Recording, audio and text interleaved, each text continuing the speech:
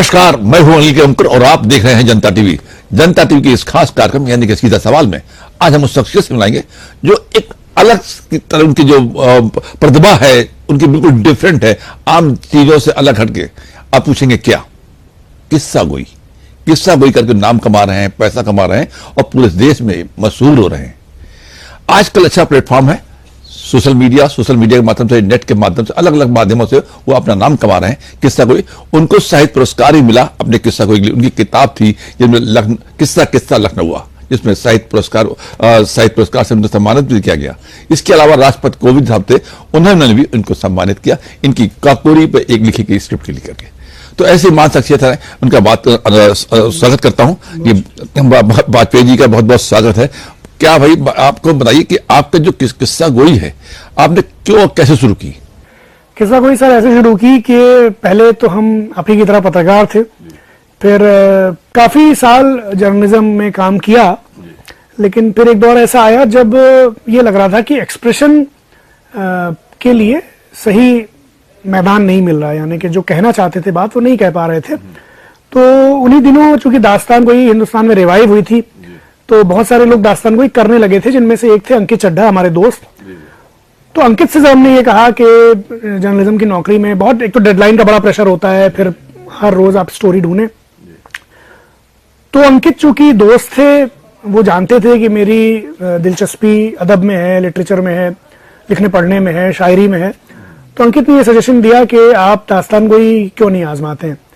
तो पहले तो हमने उसको बहुत सीरियसली नहीं लिया, लेकिन जब अंकित ने कई बार कहा तो फिर हम इसके लिए तैयार हुए। और फिर जब पहला शो हमने किया 2014 में अक्टूबर में, मजाज लखनवी जो उर्दू के शायर हैं उन पर, तो उसके बाद जो रिस्पॉन्स रहा, फिर ये लग गया कि अब यही काम करना है। तो फिर पिछले 10 साल से हम यही काम कर रहे हैं, प्रोफेशनली फुल टाइम दास्तान गोई कर रहे हैं और दुनिया भर में दास्तानें लेकर के गए हैं। और बहुत कैसी दास्तानें हैं आपके लखनऊ की? अच्छा बताएं, अगर हम बात कर रहे हैं लखनऊ के, मूल लखनऊ की जहाँ पे चौक है जी, तो चौक के लखनऊ के लिए आपकी कौन सी किस्सा गोई है? नहीं, तो जो हमारी दास्ताने लखनऊ है, जो हमने जश्न रेख्ता के लिए खास तौर पर तैयार की थी, और रेख्ता में सबसे ज्यादा देखी गई दास्तान है, वो अभी भी यूट्यूब पर उसका वीडियो मौजूद है।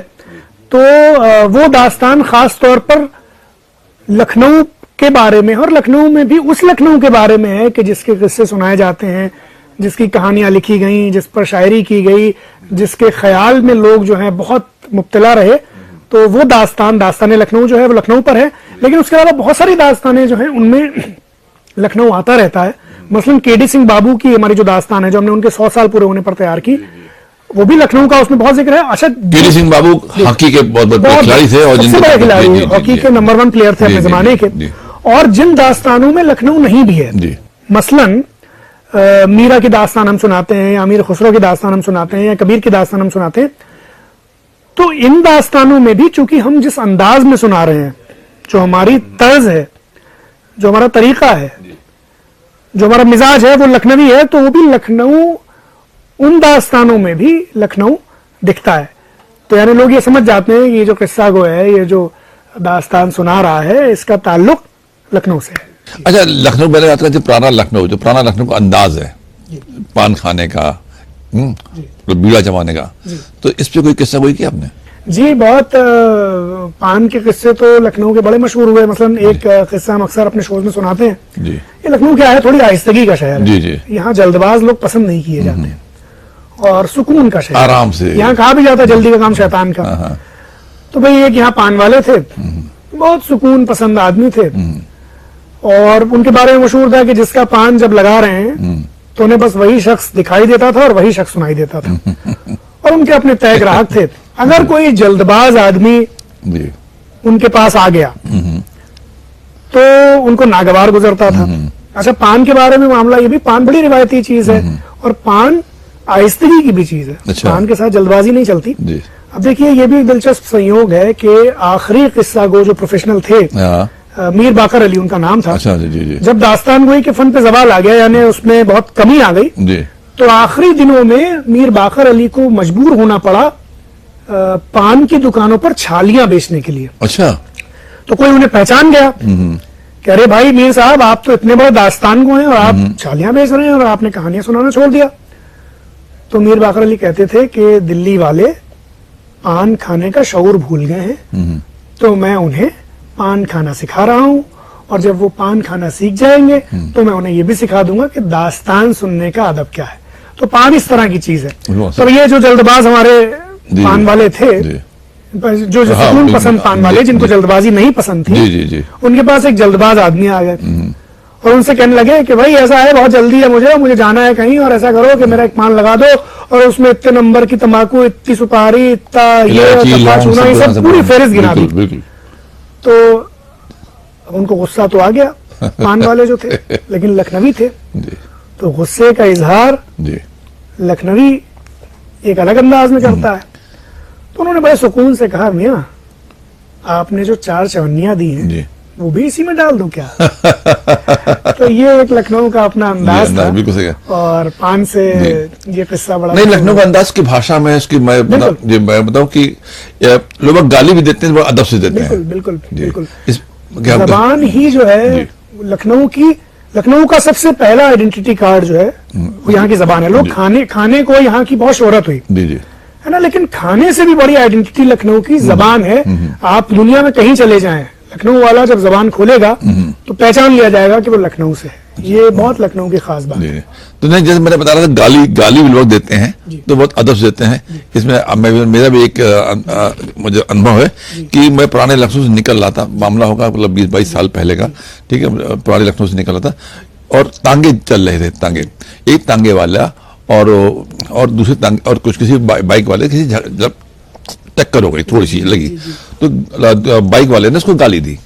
जब गाली दी तो जो तांगे वाला था उसने कहा, अम्मा जाइए भाई, उसने गाली नहीं दी, और भी उसने बहुत अच्छे तरीके से उसने जो बोला वो बहुत सलीके से बोला, जिसको हम यहाँ उच्चारण नहीं कर सकते, लेकिन वाकई में वो लोग गालियां भी देते हैं तो मोहब्बत से देते हैं, प्यार से देते हैं, मिठास से देते हैं। बिल्कुल बिल्कुल। वो हमारी एक नज्म थी लखनऊ पे, उसकी लाइंस थी कि गुस्से में भी ज़बां से आप निकलता था, रास्ता बताने वाला खुद साथ में चलता था।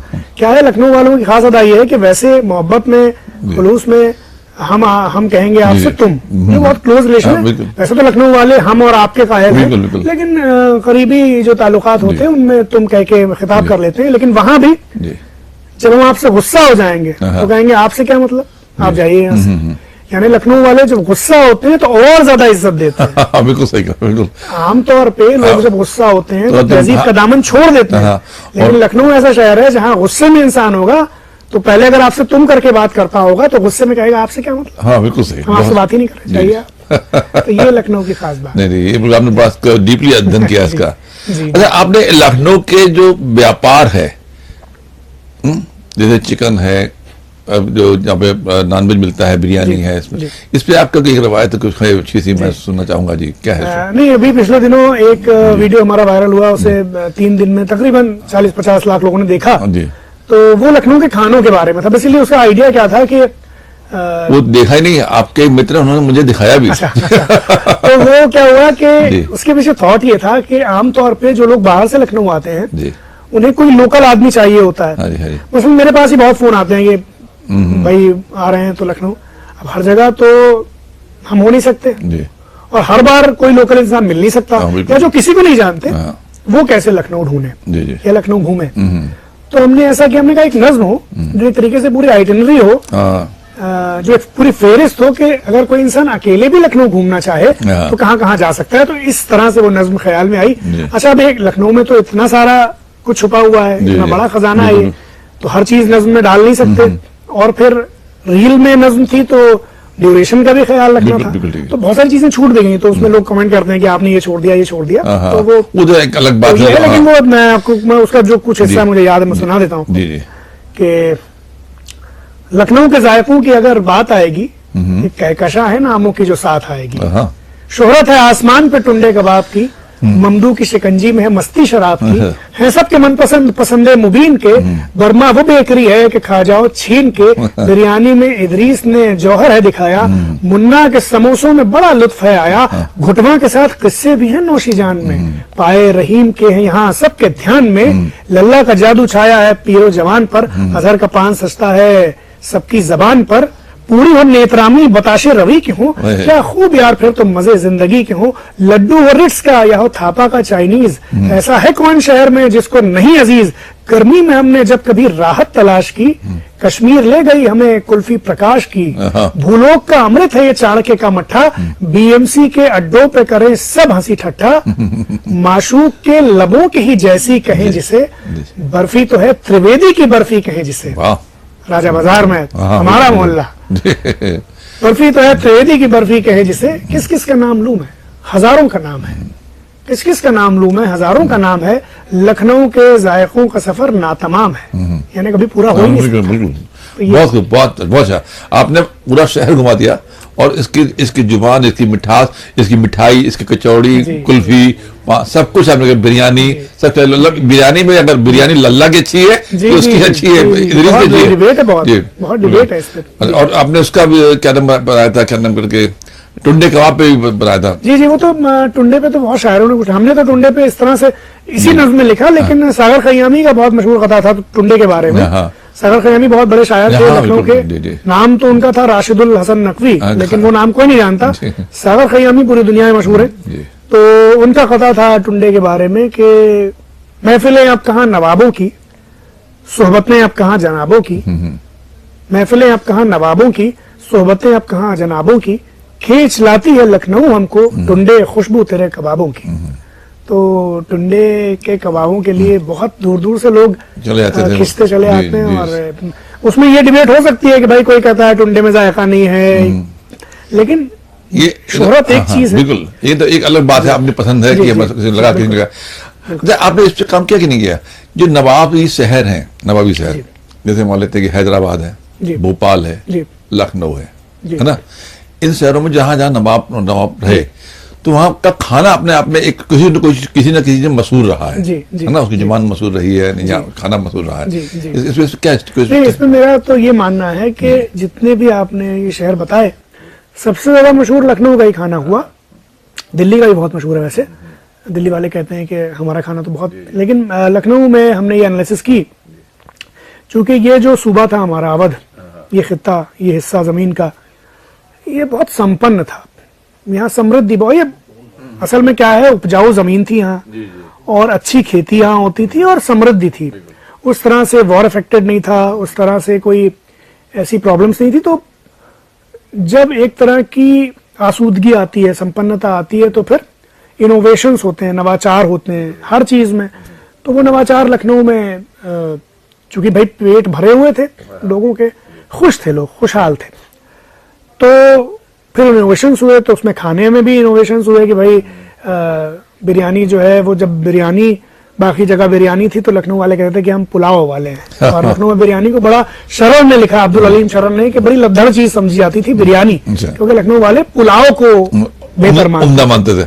तो इसी तरह से हर चीज में काम किया गया, कबाब में काम किया गया, बिरयानी पे, वेज में बहुत सारी चीजों पर, तो बकायदा रिसर्च वर्क होता था। बिल्कुल रिसर्च वर्क, और नस्ल दर नस्ल, पीढ़ी दर पीढ़ी ये रेसिपीज, ये जो इल्म था, ये आगे बढ़ता था, और बड़ी मेहनत और बड़ी संजीदगी से, मतलब इसको कैजुअली नहीं लिया जाता था, इसको बहुत संजीदगी से लिया जाता था, यानी ये बड़ी प्रतिष्ठा की बात होती थी कि कोई चीज, कोई, अब हम किस्सा सुनते हैं कि आसफदौला के जमाने में वो एक बावर्ची हुआ करते थे जो सिर्फ उड़द की दाल पकाते थे, यानी कि एक आदमी का जिंदगी भर का जो मामला है वो ये कि वो सिर्फ एक दाल पकाता है, और उसने जिंदगी भर सिर्फ एक चीज को साधने की कोशिश की, उसकी पूरी साधना ये है कि वो उड़द की दाल पकाने पर सिद्धि हासिल कर ले। जैसे कि हम ये सुनते हैं म्यूजिशियंस के बारे में कि पता चला किसी एक राग पर किसी एक आदमी ने 10 साल मेहनत की, तो उस तरह का काम लखनऊ में बड़ी बारीकी से किया गया, और यही वजह है कि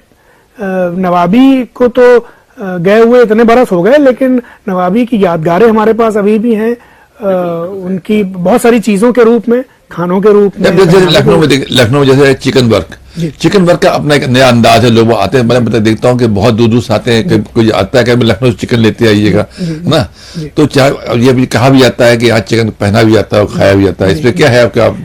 नहीं, चिकन तो भाई लखनऊ की पहचान। अभी हम ये सुनने लगे कि भाई चिकन को नूरजहां ने हिंदुस्तान में इजाद किया, हम इसका सोर्स ढूंढ रहे हैं, हमें नहीं पता कि ये कैसे, ये हो नहीं सकता, मेरे हिसाब से ये गलत है, क्योंकि अगर नूरजहां ने इजाद किया तो फिर लखनऊ में ही ये क्यों रहा?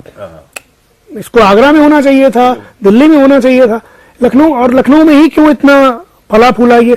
और फिर लखनऊ में भी चिकन, मेरा ये मानना है, जो मेहनत के दस्तकारी के जो काम है, ये कभी रॉयल लोग जो हैं वो इजाद नहीं, वो सरपरस्ती तो कर सकते हैं लेकिन वो लेके नहीं आ सकते, वो उसे इजाद नहीं कर सकते, क्योंकि ये तो मेहनत का काम है।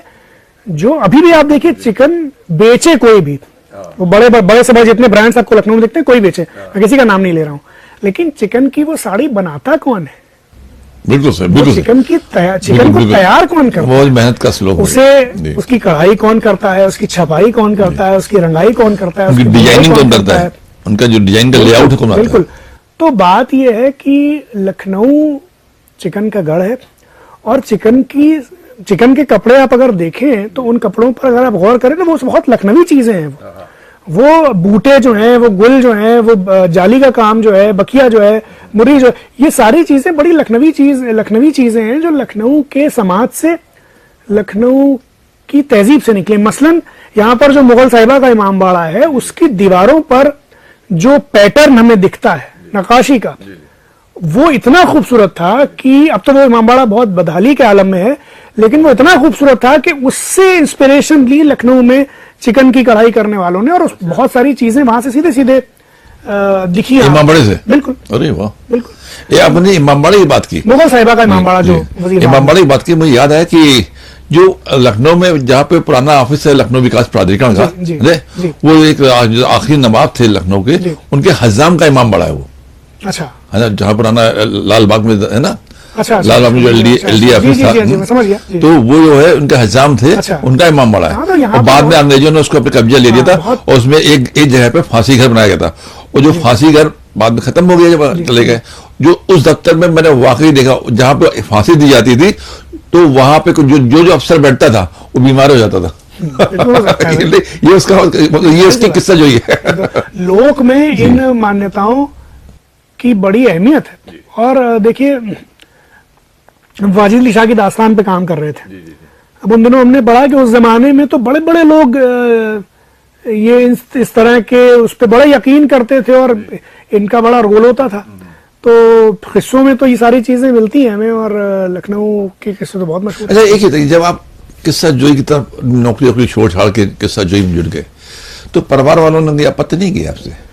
भैया शादी आदि करो ना, बच्चे पालो, ये किस्सा जो इसे क्या खाओगे कमाओगे? नहीं, वो इसलिए नहीं हुआ क्योंकि हम जिनके कहने पर किस्सा गोई में आए वो ऑलरेडी स्टार थे किस्सा गोई में, और बहुत फुल टाइमर थे वो। मतलब उस वक्त तो फुल टाइमर नहीं थे, फुल टाइमर तो वो बाद में हुए अंकित, लेकिन अंकित प्रोफेशनली कर रहे थे, और अंकित बहुत अच्छा कर रहे थे और बड़ा नाम था उनका। तो चूंकि हम तो अंकित हमको लेकर के गए, तो लेकिन 14 के दौरान 2014 के आसपास है ना, सोशल मीडिया इतना हावी नहीं था, नेट भी इतना नहीं था, तो कैसे लोकप्रियता बढ़ी आपकी उस दौरान, जो आप इतना इंस्पायर हो गया कि अंकित इतना अच्छे कर रहे हैं, हम अच्छा कर लेंगे? नहीं, वो तो क्योंकि देखिए, किस्सा जो का मामला अखबार के जरिए या रेडियो के जरिए तो नहीं प्रचारित हो सकता है ना, ये तो सोशल मीडिया हो सकता है जो आपको कनेक्ट करे पब्लिक से। जी, तो कैसे किया आपने? तो वो ऐसा हुआ कि किस्सा गोई जब रिवाइव हुई थी 2005 में, तब महमूद फारूकी और उनके साथ दानिश हुसैन और तमाम लोग थे जो करते थे, उसी में अंकित भी थे। तो ऑलरेडी ये लोग 2005 से 2014 तक इतना काम कर चुके थे कि दास्तान गोई की एक फिजा कम से कम बड़े शहरों में बन चुकी थी। तो क्या हुआ कि, और उसमें लोग आते थे, और लोग जब आते थे, चूंकि उन्होंने ऐसी कोई चीज सुनी ही नहीं थी कि आप एक कहानी सुन रहे हैं और आप 1 घंटे तक बिल्कुल महव हैं और डूबे हुए, तो एक नीश ऑडियंस इतने सालों में बन गई थी। तो अंकित ने काफी नाम कमा लिया था। तो जब हम गए और हमने दास्तान करनी शुरू की, दास्तान का स्टेज शो होते हैं? जी, बिल्कुल, लाइव शोज होते हैं, लाइव शोज होते हैं। और ये संगीत नाटक एकेडमी का हॉल है और तमाम इस तरह के जो पब्लिक ऑडिटोरियम है, और सब फुल होते हैं। अच्छा, तो लोग आते हैं बाकायदा। और अब तो खैर 10 साल हो गए हमको करते हुए, अब तो लखनऊ में तो खैर दास्तान कोई बिल्कुल, अब तो दूसरे शहरों में जाते हैं, दूसरे राज्यों में, बिल्कुल दूसरे शहरों में। मतलब हमने तो इन 10 सालों में छोटे से छोटे गांव में भी परफॉर्म किया है, और बड़े से बड़े शहरों के बड़े से बड़े होटल्स में परफॉर्म किया है, और राष्ट्रपति भवन में भी परफॉर्म किया है, और मतलब कोई एक प्रोटेस्ट था तो उसमें जंतर मंतर में परफॉर्म किया है। तो ऑडियंस तो मिल जाती है, और हमारे यहाँ शास्त्र कहता है कहानियों में कि दो लोग होने चाहिए, एक सुनने वाला एक सुनाने वाला, तो कहानी सुनाई जा सकती है। ठीक है, ठीक है। अच्छा, हम लोग लखनऊ में थे, तो लखनऊ में आप बताइए, नवाबियत है ना, नवाबियत तो हमने चर्चा की आपसे। लखनऊ के बारे में कहा था बागों का शहर है, कभी आलम बाग, चार बाग, तो इनका बाग से क्या किस्सा कोई होती है, मतलब लखनऊ के बारे में क्या है? नहीं, बाग का तो ऐसा मामला है कि पहले के लोग, पुराने लोग तो वो रॉयल्स हो, नहीं, वो दूसरे शहर में हुआ करते थे, या आम लोग भाई कानपुर में होते थे, बस्ती में होते थे, बलिया में होते थे, देवरिया में होते थे, वहां बाग नहीं। लेकिन फर्क मतलब बाकी शहरों के बारे में तो चूंकि हमने एनालाइज नहीं किया, लखनऊ की खास बात है, मैंने आपसे कही ना कि लखनऊ वाले चूंकि खुशहाल थे, है ना, यहाँ एक तरीके की एक ऐसी फिजा थी कि जिसमें सुकून था, तो फिर तब आदमी सोचता है इन सब चीजों के बारे में। तो क्या हुआ, जैसे तो यहाँ पुराने, मैं जो बात कह रहा था वो ये थी कि पुराने लोग हों, चाहे आम लोग हों पुराने या फिर रॉयल्स हों, हरियाली की इंपॉर्टेंस जानते थे वो। तो एक आम आदमी भी अपने पेड़ की, अपने खेत की, अपने बाग की रक्षा करता था, और नवाबों का तो शगल था बाग लगवाना। मसलन वाजिद अली शाह जब बहुत बीमार हो गए 2 साल के लिए अपने हुकूमत में, तो उन्होंने हुकूमत वो कर नहीं पाए चूंकि बीमार थे। तो उस दौरान वो क्या करते, तो उन्होंने उस दौरान क्या किया कि कैसर बाग कॉम्प्लेक्स बनवाया, बाग लगवाए बहुत सारे। कैसर बाग अपने आप में बाग था, और भी बहुत सारे बाग। तो क्या हुआ कि बाग लगवाना एक बहुत, कैसर बाग के पास में सुंदर बाग, बिल्कुल बहुत तमाम सारे बाग। लखनऊ में तो झड़ी है, मतलब वही तो हमें लगता है कि जो शहर बागों का शहर था, जिसमें इतने पेड़ थे खूबसूरत, वो फिर बाद में अब पार्क बनने लगे वहां एक खास तरह से। और फिर मजे की बात इसमें ये एंगल है कि जब एक इंसान पार्क बनवाता है, यानी एक पक्ष पार्क बनवाता है, तो दूसरा उसका विरोध करता है, लेकिन फिर जब वो आता है तो वो भी पार्क बनवाता है। तो ये सब भी रहा, लेकिन लखनऊ की जो पहचान रही वो बागों के शहर की रही। और भले ही अब बाग न रहे उन इलाकों में, लेकिन नामों में तो बाग अभी भी हैं, यानी चार बाग, कैसर बाग, फूल बाग, सुंदर बाग, नजर बाग, बंदरिया बाग, विलायती बाग, सारे बाग हैं, मतलब सैकड़ों की तादाद में। तो किस तरह का एक हरा भरा शहर रहा होगा, तो मैं तो उसकी कल्पना करता हूँ। नहीं, निश्चित रूप से हमने वाकई में किस तरीके से आपने इसको मतलब अपनी बातों में गुहा पिरोया है और पिरो करके बयान करते हैं आप, वाकई में अद्भुत है। अच्छा, लखनऊ की जो मिठाइयाँ हैं, इन पे आपने कोई किस्सा गोई की नहीं की? ये लखनऊ की किस्सा गोई तो नहीं की, असल में किस्सा गोई तो लखनऊ पे की, जिसमें ये सारे एस्पेक्ट, सारे पहलू आते रहे। खाना पीना है, जबान है, बयान है, तीज त्योहार है, कल्चर है। तो ऐसे कोई मजेदार वाकयात कभी हुआ हो कि आप किस्सा कोई कर रहे हो, किसी ने कुछ कमेंट किया हो, कोई आपको बुरा लगा हो या अच्छा लगा हो? नहीं, बुरे कमेंट तो खैर जनरली तो नहीं होते। मतलब वो लखनऊ क्या है, लखनऊ में तो मुझसे ही सवाल बहुत पूछा जाता है कि आपने इतनी जगह सुनाई, हिंदुस्तान में भी बाहर भी, सबसे अच्छी ऑडियंस कहाँ की है? तो हम हमेशा बिना सोचे 1 सेकंड में जवाब देते हैं लखनऊ की। उन लोगों को ये लगता है कि जो कि हम लखनऊ के हैं, लखनऊ पे काम करते हैं, लखनऊ करते रहते हैं, तो हम लखनऊ की बात कर रहे हैं। लेकिन ये सच बात है, लखनऊ में जो सुनने वाले हैं, जो सामीन हैं, जो ऑडियंस है, श्रोता हैं, वो इतने ज़बरदस्त हैं कि वो बात को समझकर बात की बारीकी के हिसाब से दाद देते हैं। तो ये बड़ी अद्भुत बात है। तो लखनऊ में जब परफॉर्म कर रहे होते हैं तो हमको बहुत अच्छा लग रहा होता है, इसलिए भी कि हमारा होम ग्राउंड है, अपने घर में कर रहे हैं। लेकिन इससे ज्यादा कि ये उन लोगों के सामने हम सुना रहे हैं जो कि कदरदान है, जो समझते हैं। हमने कोई बहुत अच्छा शेर सुनाया, मसलन गालिब का कोई शेर सुना दिया, हम किसी ऐसे इंसान के साथ सुना रहे हैं कि जिसको पता ही नहीं है गालिब की अजमत क्या है, पोएटिक्स क्या है, शायरी की समझ क्या है। अच्छा, ये सब चीजें रातों रात नहीं आती। जब आप किसी जानकार के सामने कुछ पेश कर रहे होते हैं, तो एज एन आर्टिस्ट वो आपके लिए भी एक चैलेंज होता है कि आप किस तरह से अपनी आर्ट फॉर्म को रखें। तो ये खुशी लखनऊ में बहुत आर्टिस्ट बहुत संवेदनशील होता है और निश्चित रूप से कहीं ना कहीं से वो देखता है कि मतलब कैसे क्या बदलाव हो रहा है, क्या कुछ चाहता है, क्या चीज है। ऐसी स्थिति में जो लखनऊ है, आपने लखनऊ के प्राचीन हिस्से को तो बहुत अच्छे तरीके से पिरोया है, लेकिन जो नया लखनऊ है, बदल रहा लखनऊ है, बदलते लखनऊ है, आपने क्या चेंजेस पाए? नहीं, मेरा नए लखनऊ के बारे में मतलब बदलाव तो देखिए, वो change is the only constant, वो बदलाव को कोई रोक ही नहीं सकता। और जो ये कहता है कि नहीं बदलाव होना ही नहीं चाहिए, सब कुछ पुराना है, सब कुछ अच्छा था और नया सब कुछ खराब है, तो वो भी नहीं है।